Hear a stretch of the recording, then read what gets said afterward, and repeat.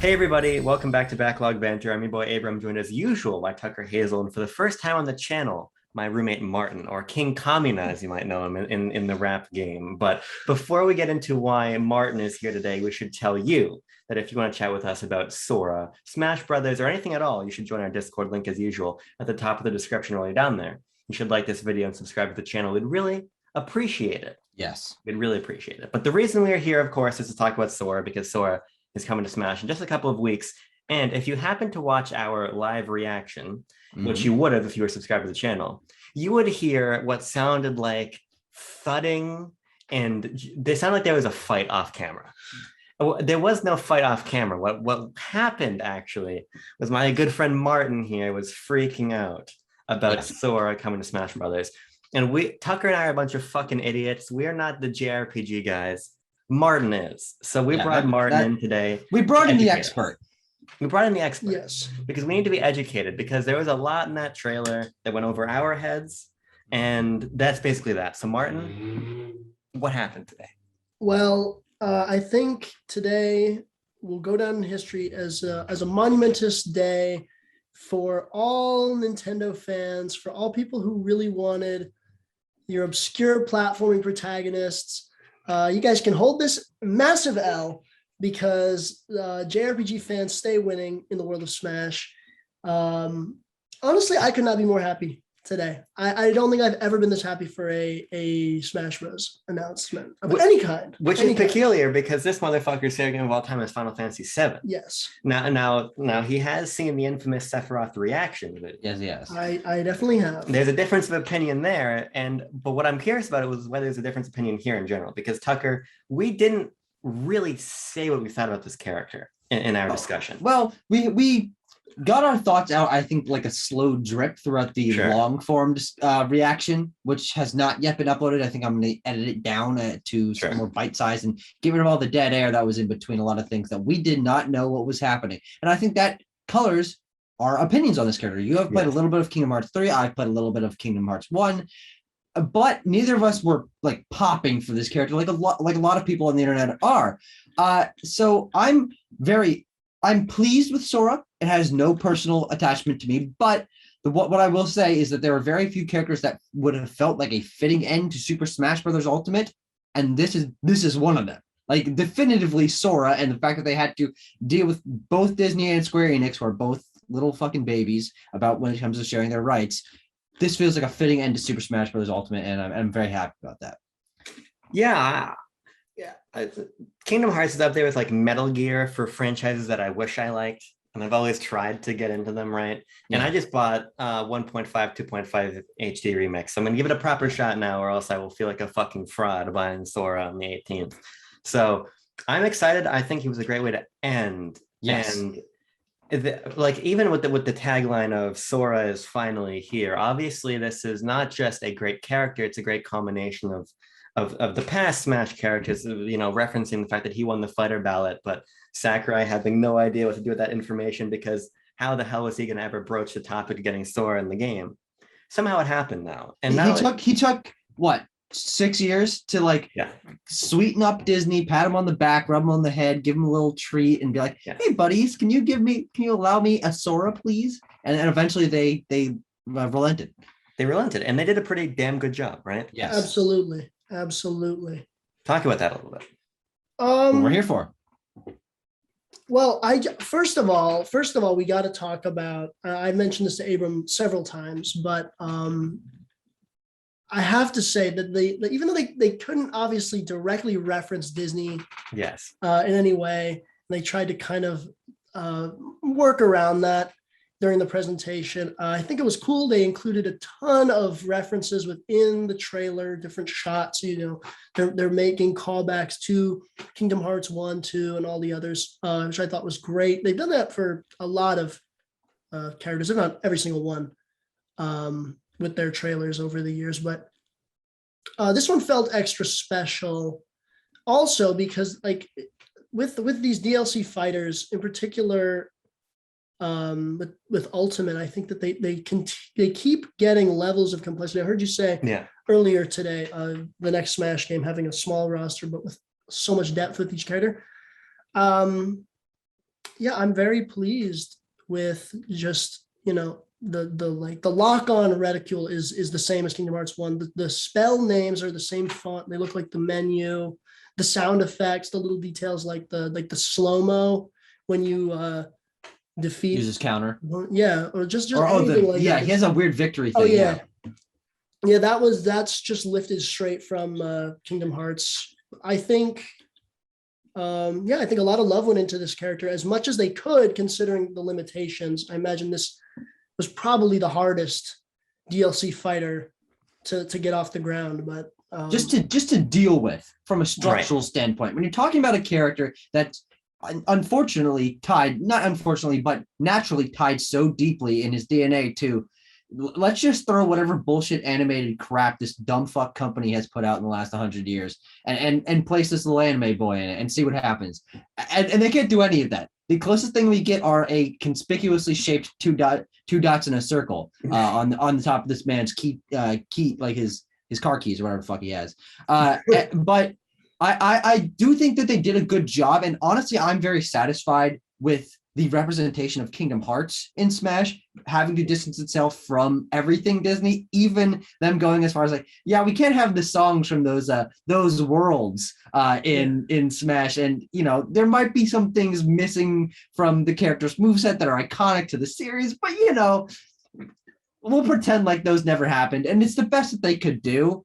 But I'm honestly pretty satisfied for Smash maintaining its video game identity, that we don't have fucking Olaf and Goofy and Big Hero 6 flying around in the background and stuff like that. So here's the problem, right? All the dumb fuck horse shit that you're talking about is why I care about Kingdom Hearts or want to care about Kingdom Hearts, because I'm a big Disney guy, right? Unfortunately So what I wanted to see is I wanted to see Donald and Goofy show up, cast the spells, do the magic and all of that, King Mickey, whatever.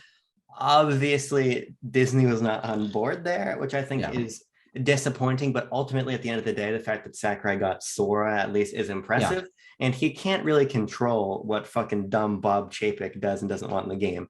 So Martin, the big question is Kingdom Hearts without the Disney, right? That's what we got here. Is that representing the series enough? Personally, I would say so, and maybe people would disagree with me, but my enjoyment of Kingdom Hearts is mostly its original content. I could give a rip about Final Fantasy characters or Disney characters. Really, I mean, it's part of the game's identity, but I don't really think that's the main appeal. I think most hardcore fans would say the original characters, the gameplay, the music, those are all the big draws. We can make fun of how complicated it is and how everything's convoluted, but I think that just having Sora, having some of the songs and having Hollow Bastion, that's enough. Maybe, Donald and Goofy could have popped him in the background of the final Smash or something, but I think this is fine. And I think just getting him at all, like you guys say, is worth it. Hold on, we have a knock at the door. Oh, I ordered a dildo to your house. So the last thing I have to ask about is just the stage, because I have no idea what what's it called? The Sora's big dive, stained glass thing. The dive to the heart. Dive of the heart. Yes, I recognize. Of course. That. Yes, dive of the heart. I recognize that, but I don't know. Dive to the heart, Abram. Come on, get with the program here. So okay, dive to the heart. That makes sense. That's very iconic. Even I know dive to the heart. Yes. But there's the big fucking castle in the background. Was that a good thing to pick for the stage? It's not what I would have picked, but I think that it is fine. I would have gone with Destiny Islands, which is that first little tropical area that you start the game in. And I recognize that as well, as that's probably the farthest that I got when playing Kingdom Hearts 1 on PS2. Even the layout of that map kind of looks like a Smash Bros. Stage. You get those bridges and the raised platforms. I thought for sure if Sora ever came, that would be it. But Hollow Bastion is, I want to say, and it's been a while since I played the first game, it's the last area you explore before the final boss. Yeah. And yeah, I thought that was fine. It's better than, nothing. And it is one of the few non-Disney worlds. So yeah. I thought the map was... Yeah, and that's obviously why that was chosen. I think the sort of epicness of it being the lead up to the final boss is also a part of it. But we have, if you notice a trend throughout Ultimate and it's new stages. Sakurai likes to place a set of normal platforms in the middle of space and just have them go and just like float everywhere. And I don't know how big of a fan I am of that. Traveling stages have been done in the past with Skyloft and Delfino Isle and things like that, but having it like tilt and float up and down and go around, I thought it was a little bit vertigo disorienting to me. And we've gotten that like 4 or 5 times throughout this dumb fucking game. But if it represents the series, that's really all that matters. And I'm sure it'll be fun to play on. I don't know. It just looks like another Battlefield ripoff. I would agree. That was actually what I was gonna say. Is other than the cool background, I don't think there's anything about the stage that's really like. There's nothing unique. There's no unique properties to it. It's not really. I don't know. It's okay. It's not even with like the whatever the fuck it's called, the Northern Crater. At least that as it spins around and shows shit. It's like different scenes from Final Fantasy VII. This is just like a background with Battlefield. Yeah. Platforms. I'm not a huge fan of that, but it's cool, I guess. Yeah, I mean, when you look back at some of the stages that were added, like even as something as simple as Spring Stadium or Gramps from the Gramps stage in Xenoblade Chronicles 2, and especially the Minecraft world, there's such a sense of identity there that mimics their series. And this just feels like, platforms that you can fight on.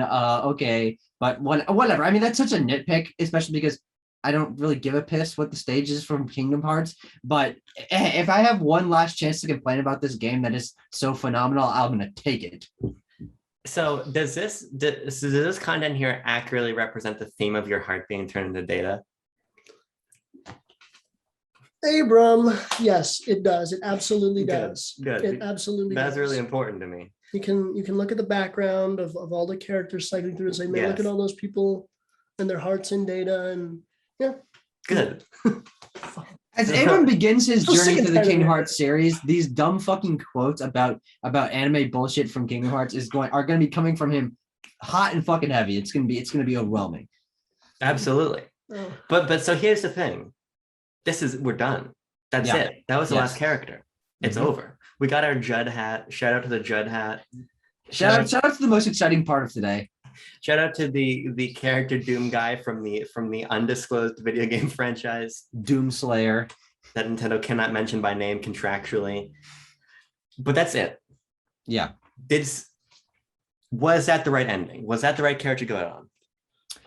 At the end of the day, I still, in my head canon, I think because I have more attachment to these characters and their importance in video game history, I would have preferred Crash or Master Chief. I feel like that would have felt a little more fitting, but it's degrees that are so like minute that it doesn't really matter at that point. And I mean, well, at the end of the day, I can sort of be like, oh man, I wish it was a character that was important to me. I divorced myself from that. And yes, of course, this was a fitting ending, and especially with the amount of detail and passion that was put into designing this character, the fact that he's got costumes from all the different series and he's got a moveset that really accurately mimics his combat from the games. Yeah, 100%. I am kind of on the fence. Oh, okay. Interesting. No, I want to hear this full out. I am on the fence because it might just be that it's like still weird that the game is like over and that's it and we're done and we're moving on. This is going to sound very uncharacteristic of me, but I almost feel like it should have been Dixie Kong. It should have been a Nintendo character of some kind. Maybe a Scrimblow. Only because it is a last. Only because it is. And hear me out. I'm hearing you. I was not a huge Kingdom Hearts fan when Smash 4 came out. I didn't know about the fighter ballad. I didn't know he was the most popular. I didn't even know people gave a damn about Kingdom Hearts. I didn't even know it really had a big fan base. So maybe for people who are following it since then and people who've been Smash fans forever, maybe for this, they see this as like a huge victory because, it's always tough to get DLC fighters, I'm sure. And this is again, like I said, this is probably the hardest one to get. And this is one that people wanted for years over 2 games. So maybe for those people, this is fitting. But for me, again, I didn't really care about Kingdom Hearts then. I didn't really care about Smash back then. So I don't have that sense of like, oh, this is a huge moment for the game. Yeah. So in a way, I almost feel like this game has been so huge and it has been a big cultural impact on gaming since it's been the whole series really, but this one especially, I feel like, I don't know. So for me, maybe they should have stuck a little closer to home for the final character. Maybe Sora could have been the second to last. Yeah. But hey, that's just me. Believe it or not. Well, Martin is. I think you switch it around. You end it on arms. That makes everyone happy. So here's the thing, right? So Martin's a big platformer guy, so that makes sense. He's not a big JRPG fan. Well, okay, let's not slander me on camera here. So as the big JRPG fan in the room, I have to say that Sora was the right character in the Fighter's Pass on. That's what I would say about that. What? I don't believe it. It's bound. There was no right character to end the Fighter's Pass on. Not a single one. I think if you break it down scientifically, though, this was the rightest one because he literally used the Smash 4 ballot and it said scientifically this is the one that most people asked for. That's what I wanted to say, because you add Master Chief, cool. You add Crash, fuck Crash. You know, it's all of these different facts, right? Yeah, that's a fact. But the only one that I think combines significance with importance to Smash Brothers is Sora. You got the Fighter Pass connection, you got the Iwata connection, it's the community, it's the development team, it's the larger industry. It's all coming together for one last character that seemingly wasn't possible. Ridley was too big.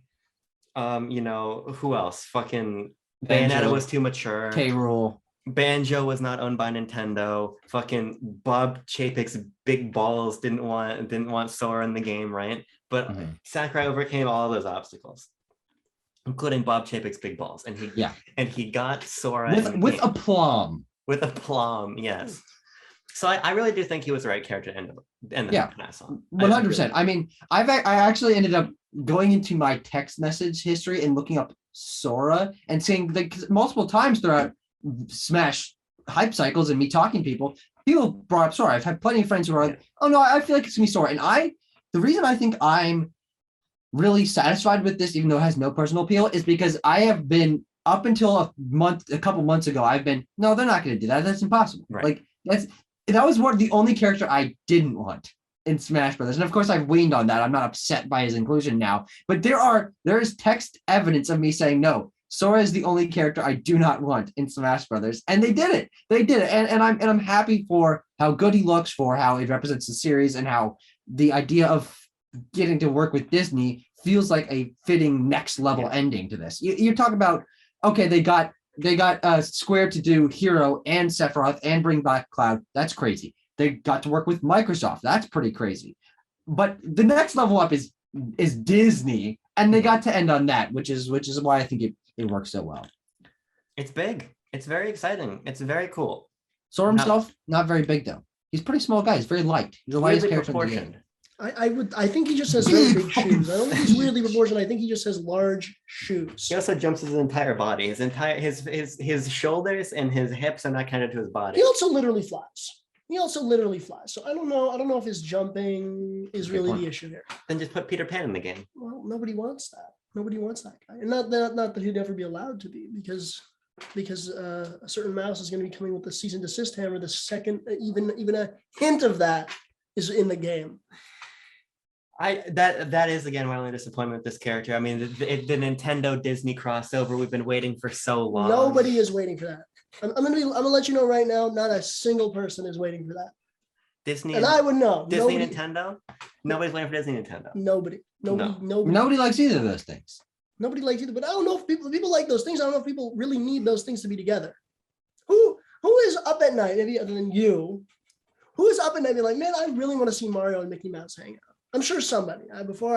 Before I put that energy out into the world. Two boring ass characters from dumb fuck series. And who even likes those guys? See, but this motherfucker wants to see Cloud with his big dumb fucking bandages all over his place. Oh, little boy. child in Traverse Town. That's what he wants to see. So can you really trust that opinion? Cloud was not in Traverse Town in Kingdom Hearts 1 or 2.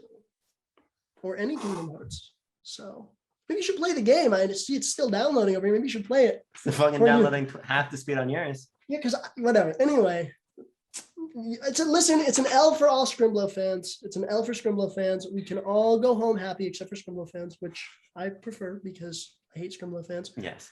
I mean, look, like I said, if there was one Mick JRPG guy who was the closest to a Scrimblow, it's Sora. I thought we established that was Master Chief. Okay. I said he was the middle ground. Okay. Where nobody wins.